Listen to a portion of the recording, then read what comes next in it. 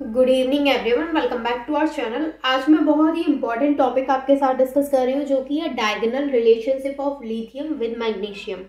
ये जो टॉपिक है वो है एस ब्लॉक एलिमेंट्स चैप्टर का, जिसमें कि हम ग्रुप 1 और ग्रुप 2 के दो एलिमेंट्स का डायगोनल रिलेशनशिप देखेंगे। यानी कहने का मतलब ये है, ये दोनों जो एलिमेंट्स हैं वो एक दूसरे के से किस तरीके से सेम प्रॉपर्टीज शो करते हैं, वो हम यहाँ पे डिस्कस करेंगे। या फिर हम यूं कहें कि दोनों की जो प्रॉपर्टीज है वो कितनी कितनी सिमिलर है, ये हम यहाँ पे देखेंगे। तो इनके बीच में जो डायगोनल रिलेशनशिप है आज हम उसकी बात करेंगे। तो सबसे पहले मैं आपको एक चीज बता देती हूँ कि एस ब्लॉक में हमारे दो ग्रुप रहते हैं, ग्रुप 1 एंड ग्रुप 2। अगर ग्रुप 1 के स्टार्टिंग के टू एलिमेंट्स की मैं बात करूं तो वो क्या होते हैं, lithium and sodium, lithium and sodium. अगर ग्रुप 2 के स्टार्टिंग के टू एलिमेंट्स की बात करें तो वो होते हैं बेरिलियम एंड मैग्नीशियम। राइट, अब हमें क्या देखना है, लिथियम एंड मैग्नीशियम के बीच में, लिथियम एंड मैग्नीशियम इनकी डायगोनल रिलेशनशिप देखनी है। ठीक है, तो वो हमें किस किस की देखनी है, लिथियम यानी ग्रुप 1 के लिथियम की और ग्रुप 2 के मैग्नीशियम मेटल की। तो सबसे पहले हम यहाँ पे बात कर लेते हैं इनकी इलेक्ट्रोनेगेटिविटीज से। यानी कि अगर सबसे पहले हम ये कहें कि क्या रीजन है जिसकी वजह से ये जो डायगोनल रिलेशनशिप है वो इनके बीच में शो होती है, तो सबसे पहले हम उसमें बात करते हैं इन दोनों की इलेक्ट्रोनेगेटिविटी की। तो फर्स्ट पॉइंट इज इलेक्ट्रोनेगेटिविटी।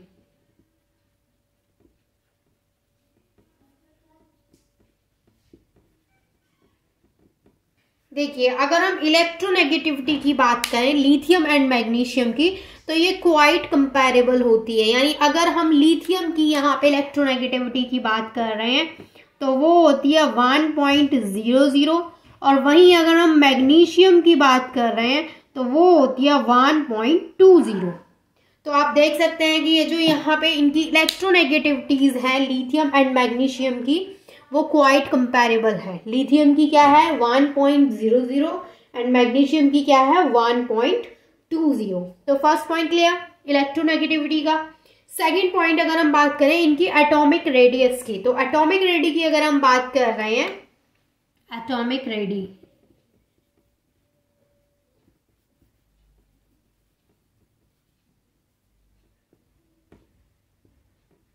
देखिए सेकंड पॉइंट है हमारा एटॉमिक रेडी।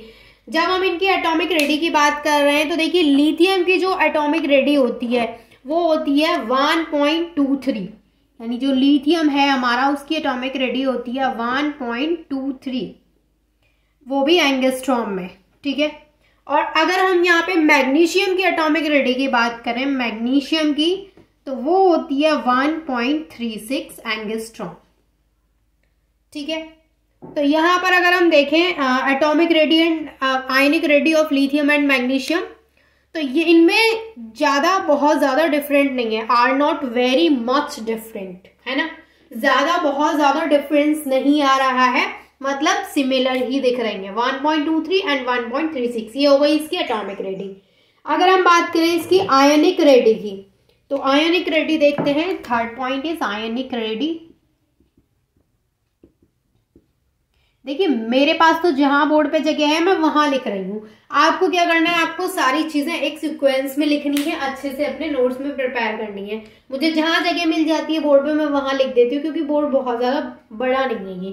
तो यहाँ पे हम जो आयनिक रेडी देखने वाले हैं वो लिथियम एंड मैग्नीशियम की देखने वाले हैं। तो लिथियम की जो आयनिक रेडी होती है वो जो हम देखेंगे वो Li+ की देख रहे हैं, यानी जब वो +1 उस पर चार्ज है तो वो +1 ऑक्सीडेशन स्टेट शो कर रहा है, हम तब की उसकी आयनिक रेडी देख रहे हैं, तो वो है 0.60 एंगस्ट्रॉम। ठीक है, अगर हम मैग्नीशियम की देखें तो वो देखेंगे हम Mg2+, Mg इस पे 2+ चार्ज में देख रहे हैं हम, तो ये होती है 0.65 एंगस्ट्रॉम। तो आप देख सकते हैं कि दोनों कैसी हैं, बहुत ज्यादा सिमिलर दिख रही हैं। राइट, तीनों पॉइंट्स आपके क्लियर हुए। फोर्थ जो हम पॉइंट की बात करेंगे वो है एटॉमिक वॉल्यूम। अगर हम इनके एटॉमिक वॉल्यूम की बात करें तो मैं यहाँ लिखती हूँ एटॉमिक वॉल्यूम। एटॉमिक वॉल्यूम की अगर हम यहाँ पे बात करें तो लिथियम का जो एटॉमिक वॉल्यूम होता है वो होता है 12.97। ठीक है, अगर हम वहीं पे बात करें मैग्नीशियम की तो मैग्नीशियम का होता है 13.97। तो आप देख सकते हैं कि कितने सिमिलर है इनका एटॉमिक वॉल्यूम भी। तो ये सिमिलरिटीज हैं इनमें, यही रीजन है कि इनमें क्या है, डायगोनल रिलेशनशिप शो होती है। ठीक है, तो ये जो 4 पॉइंट्स मैंने आपको बताया, आई होप कि ये चारों पॉइंट्स आपके क्लियर हैं। आप इसके स्क्रीनशॉट ले सकते हैं, देन मैं आगे के पॉइंट्स आपके साथ डिस्कस करती हूँ। देखिए, फिफ्थ जो हमारी प्रॉपर्टी रहेगी वो है, जो फिफ्थ पॉइंट आपको लिखना है वो ये है कि ये जो दोनों है इनकी जो पोलराइजिंग पावर है वो हाई है।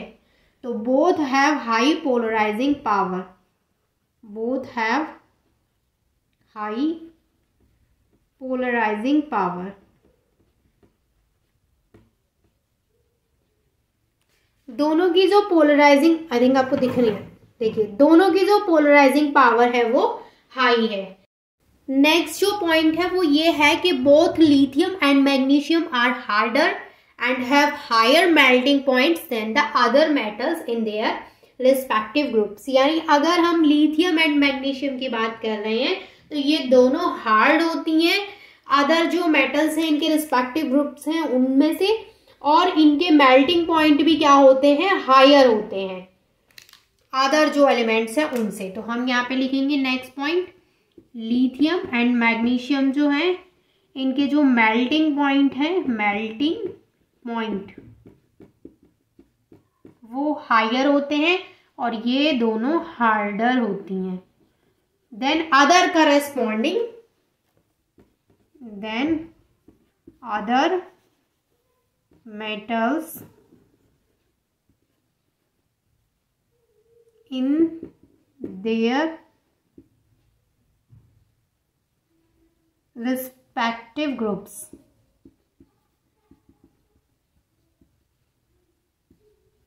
ठीक है, ये पॉइंट भी आपको क्लियर हो गया होगा, आप इनको नोट कर लीजिए। देन मैं आपके साथ नेक्स्ट इसकी जो भी प्रॉपर्टी है वो डिस्कस करती हूँ। अब मैं यहाँ से इसको भी इरेज कर देती हूँ क्योंकि बार बार मुझे इरेज करना पड़ रहा है। अब देखिए, अब ज़्यादा स्पेस है यहाँ। अब देखिए, जो नेक्स्ट इसकी प्रॉपर्टी है वो ये है कि जो लिथियम एंड यहाँ पे मैग्नीशियम है वो दोनों नाइट्रोजन के साथ में कंबाइन हो जाती हैं। तो दोनों नाइट्रोजन के साथ में कंबाइन हो जाती हैं। Both the elements combine with nitrogen. ये सिमिलैरिटी है इनमें, ये इनकी क्या है, सिमिलैरिटी है। जैसे एग्जांपल देखते हैं, यहाँ पे हमने 6Li लिया है और यहाँ पे N2, तो यहाँ पे बनेगा 2Li3N, और यहाँ पे हमने 3 मैग्नीशियम लिया है और उसको रिएक्ट कराया N2 के साथ में, तो यहाँ पे मिलेगा Mg3N2। ठीक है, समझ में आ गया आपको? इस तरीके से क्या बनाती हैं ये, नाइट्रोजन के साथ में मिलके यहाँ पे नाइट्राइड्स का फॉर्मेशन कर रही हैं। अब यहाँ पर जो नेक्स्ट पॉइंट है वो ये है कि यहाँ पर जो नाइट्राइड्स बन रहे हैं ये डिकम्पोज हो जाते हैं बाय वाटर। तो यहाँ पे इवोल्यूशन ऑफ अमोनिया हमें देखने को मिलेगा। तो यहाँ पे जैसे हमें नाइट्राइड मिला है Li3N, तो इसको अगर हम वाटर के साथ में रिएक्ट कराएंगे, यहाँ पे जो वाटर के मॉलिक्यूल हम यूज करेंगे वो that is 3 molecules of water. तो यहाँ पे जो प्रोडक्ट मिलेगा वो ये है 3LiOH, यानी लिथियम हाइड्रोक्साइड हो जाएगा, और इसके बाद NH3 यहाँ से बाहर निकलेगा। तो यहाँ पे है ये, जब ये वाटर के साथ में रिएक्ट कर रहा है, ये वाला या फिर ये वाला वाटर के साथ में रिएक्ट करेगा, तो यहाँ पे ये इस तरीके से इवोल्यूशन ऑफ अमोनिया गैस यहाँ पे हो रहा है। ठीक है, ये इंपॉर्टेंट पॉइंट है। अच्छा, इसको अभी करा के देख लेते हैं। तो जैसे हमने यहाँ पे ले लिया Mg3N2, इसको भी अगर हमने वाटर के साथ में रिएक्ट कराया तो यहाँ पे 6 मॉलिक्यूल्स ऑफ वाटर लेंगे, तो यहाँ पे बनेगा मैग्नीशियम हाइड्रोक्साइड OH का होल ट्वाइस, और यहाँ पे सेम 2NH3, यानी यहाँ पे भी क्या है, इवोल्यूशन ऑफ अमोनिया। तो आई होप कि ये प्रॉपर्टी भी आपको अच्छे से क्लियर हो गई है। इसके बाद जो इसकी नेक्स्ट प्रॉपर्टी है वो ये है कि ये दोनों कार्बन के साथ भी इजीली कंबाइन हो जाते हैं जब इनको हीट किया जाता है। तो उसमें क्या होता है, both the elements combine with carbon. Nitrogen की जगह पे क्या कर लेंगे हम, कार्बन ऑन हीटिंग। ये पॉइंट भी आप लिखिएगा आगे, ठीक है। तो जैसे मान लीजिए हमारे पास है 2 लिथियम, इसको हमने कार्बन के साथ में रिएक्ट कराया, तो यहाँ पे कार्बन 2 कार्बन हम यहाँ पे यूज करेंगे, तो यहाँ पे बनेगा Li2C2, ठीक है। सेकेंड, अगर हम यहाँ पे मैग्नीशियम लें और उसको कार्बन के साथ में रिएक्ट कराएं तो यहाँ पे बनेगा Mg(C2). इस तरीके से यहाँ पे क्या बन गए, कार्बाइड्स बन गए। नेक्स्ट प्रॉपर्टी है यहाँ पे कि ये जो लिथियम है एंड जो मैग्नीशियम है ये दोनों ऑक्साइड्स बनाते हैं, ऑक्साइड्स का फॉर्मेशन करते हैं। तो जैसे हमने यहाँ पे लिथियम ले लिया 4Li, उसको हमने ऑक्सीजन के साथ में रिएक्ट कराया तो यहाँ पे बन गया 2Li2O। तो यहाँ पे ये मोनो ऑक्साइड बनाते हैं। सेम यहाँ पे मैग्नीशियम को देखेंगे तो ये भी क्या बनाता है, मोनो ऑक्साइड, जो कि 2MgO, मैग्नीशियम ऑक्साइड। ये भी मोनो ऑक्साइड बना रहा है, ये G है, ठीक है, ये G है। ये दोनों ही क्या बनाते हैं, ऑक्साइड्स का फॉर्मेशन करते हैं जो कि मोनो ऑक्साइड्स होते हैं, मोनो ऑक्साइड्स, ठीक है। अब यहाँ पर देखिए ये जो ऑक्साइड्स बनाते हैं, ये दोनों के ऑक्साइड्स जो होते हैं वो लेस सॉल्युबल होते हैं वाटर में, ये लेस सॉल्युबल है, लेस सॉल्युबल इन वाटर। तो ये प्रॉपर्टी भी आई थिंक आपको क्लियर हो गई है कि जो ऑक्साइड्स बनाते हैं वो वाटर में लेस सॉल्युबल होते हैं। और जो इनकी नेक्स्ट प्रॉपर्टी है वो ये है कि अगर हम इनके हाइड्रोक्साइड्स लेते हैं, मैं जो भी करा रही हूँ आप उसको साथ ही साथ नोट करते रहिएगा। नेक्स्ट जो प्रॉपर्टी वो ये है कि जो इनके हाइड्रोक्साइड्स होते हैं, यानी hydroxides of lithium and magnesium, ये क्या हो जाते हैं, डिकम्पोज हो जाते हैं, डिकम्पोजेज ऑन हीटिंग। किस में डिकम्पोज होंगे, चलिए देख लेते हैं। जैसे हमारे पास है ये लिथियम हाइड्रोक्साइड, ठीक है, इसको हम हीट करते हैं तो ये डिकम्पोज हो जाता है Li2O और वाटर में। ये क्या है, मोनो ऑक्साइड।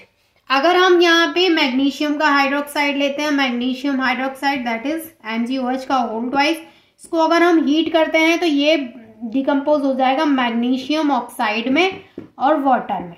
तो यहाँ पे ये मोनो ऑक्साइड्स का फॉर्मेशन कर रहे हैं, ठीक है। तो ये भी एक इनकी प्रॉपर्टी है जो इनमें सिमिलैरिटी शो कर रही है।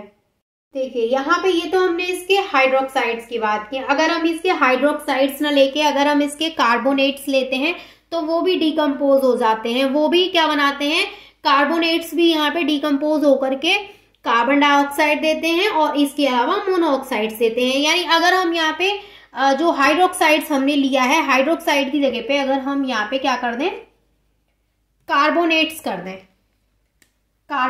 कर दें तो यहाँ पे थोड़ी सी चेंजिंग आएगी। क्या कि यहाँ पे जो मोनोऑक्साइड मिल रहा है वो तो हमें सेम मोनोऑक्साइड ही मिलेगा, लेकिन क्योंकि हम यहाँ पे क्या हाइड्रोक्साइड ने यूज करके कार्बोनेट्स यूज कर रहे हैं तो यहाँ पे जो दूसरा जो यहाँ पे वाटर मिल रहा है उसकी जगह पे हमें कार्बन डाइऑक्साइड मिलेगा। तो यहाँ पे मिलेगा हमें CO2 दोनों ही केस में, और यहाँ पे जो ये है हाइड्रोक्साइड उसकी जगह पे क्या आ जाएगा, यहाँ पे कार्बोनेट Li2CO3, यहाँ पे MgCO3।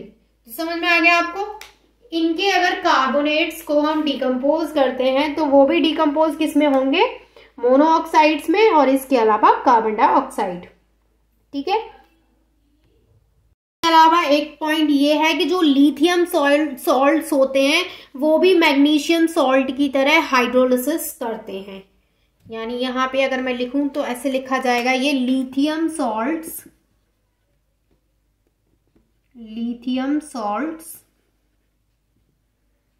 एंड जो मैग्नीशियम सॉल्ट्स हैं ये क्या करते हैं, undergo hydrolysis.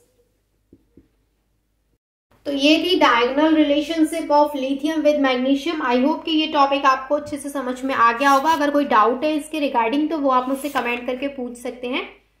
And thank you so much for watching this video.